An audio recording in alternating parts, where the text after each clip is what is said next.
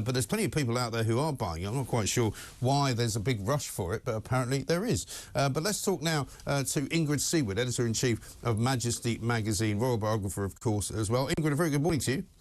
Good morning. It's been a busy old week, so my apologies for dragging you out once again to give us your view. But there seems to be, I suppose, today, and I guess today might be the last opportunity for a while to talk about this. He's talking in many different interviews in many different ways about many different opinions, isn't he? Because I'm just going to play you now a clip from the CBS 60 Minutes interview on whether he and Meghan could return to live in the UK. Let's have a look at this.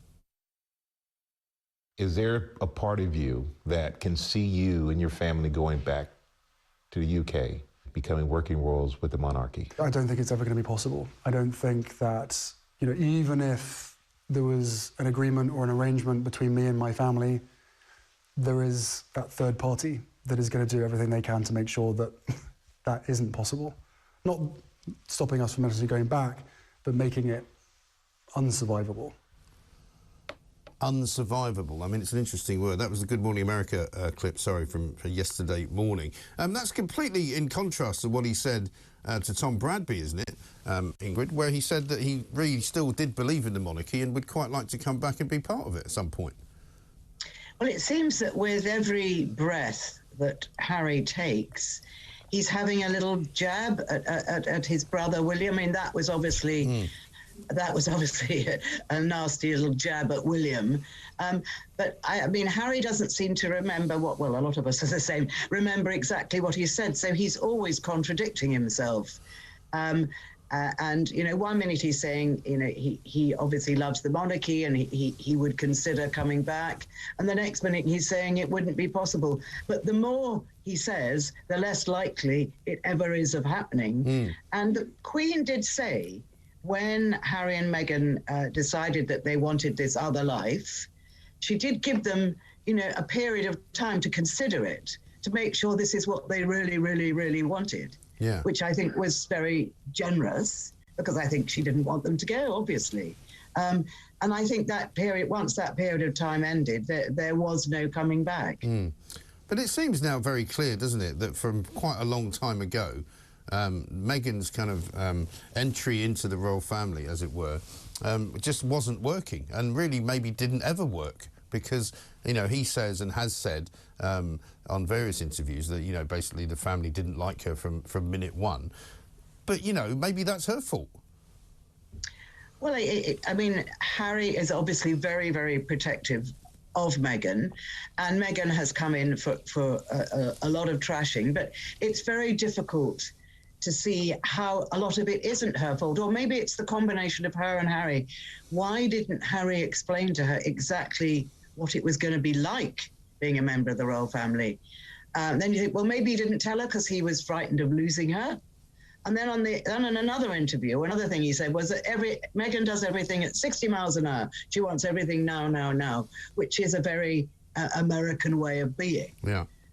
So, I mean, I think that Harry probably wasn't prepared to tell her, and I don't think she was prepared to listen. Because, obviously, I mean, she came into it thinking this is all going to be sweetness and light. You know, we know that, for example, she was expecting to be paid to make appearances on behalf of the royal family. She didn't get the fact that that wasn't going to happen. She obviously thought that having an entourage meant that she could just order loads of people around to get things for her, which also equally isn't really the way it's all done. And maybe, actually, Harry didn't think it was so awful at that time, so he didn't feel like he needed to warn her because, you know, as far as we know, he hasn't mentioned any of the happy times that he had in the royal family, but he seems to have had quite a lot of happy times that he's forgotten about. Well, I think Harry had an extremely, well, he certainly, until his mother died, he had a very happy life, because he was, in spite of the fact that obviously his parents were warring and their marriage was going very badly, Harry was very protected, much more so than an ordinary child might be, because he had nannies, there were people that worked at Highgrove, there were protection officers, and the slightest whiff of a row between their parents, the boys were whisked away. So he didn't have an unhappy childhood. And of course, it was his life. He was used to it. I think Meghan expected, I heard one story that Meghan thought she was going to be, whisked away and living in Windsor Castle with a retinue of servants. Right.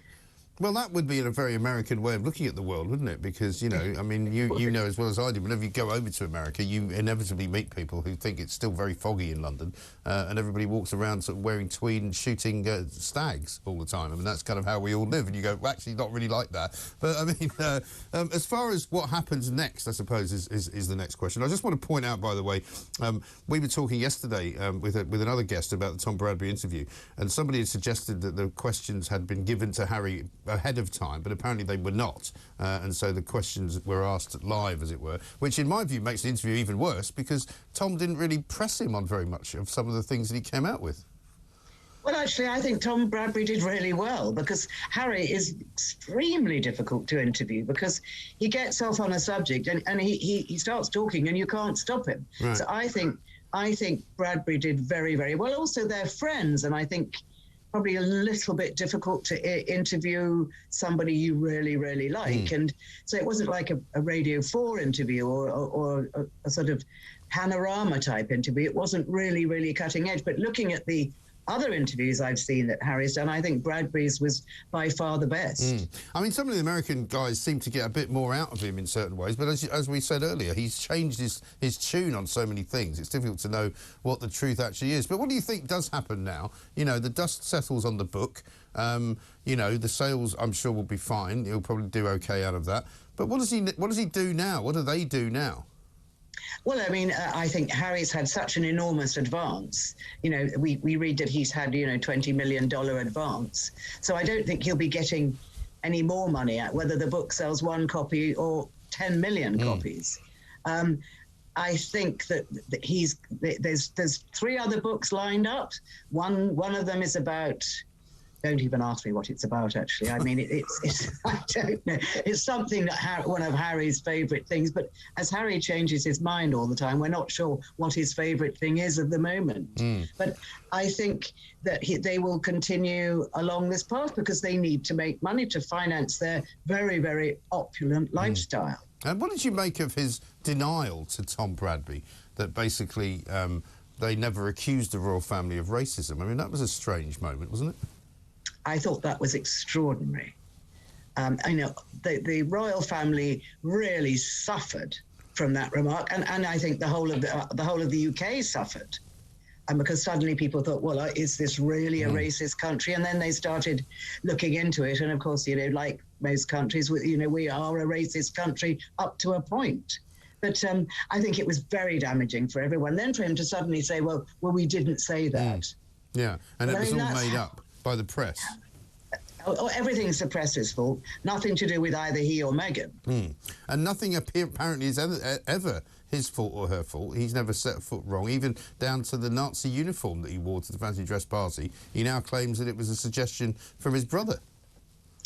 Exactly. I mean, Harry has nothing is Harry's fault. And I think if you look at a lot of the comment, and there's been so much, I think the bottom line is everybody agrees that the most irritating thing about this book and Harry's interviews is that nothing is his fault. He is unable to take the blame for anything, and I think that just drives people, thinking, well, what's the matter with this young man? Yes. Yeah, well, I mean, you just get the feeling he's not going to stop, and you never, as you say, it's almost impossible to predict where he sort of spins off to next. Absolutely. I mean, I certainly think the royal family won't make any comment about this book. I think anything they say now, and they of course they weren't going to make a comment. At one point I thought maybe they should, but now I think I did as well. I thought maybe they should say something, but now I think this will die down in the next 48 hours. Yes. As Harry says, and then something else will happen and people will go on to something else. But if the royal family say anything, that's going to keep it going, and that's why they're not going to say anything, I don't think. No. And the chances of Harry being repatriated with them in any way, I don't think there's a chance of that happening before the coronation. No, and I really don't think most people in this country even want him to attend that coronation, because apart from anything else, he might be putting people in danger thanks to his ludicrous comment about the Taliban.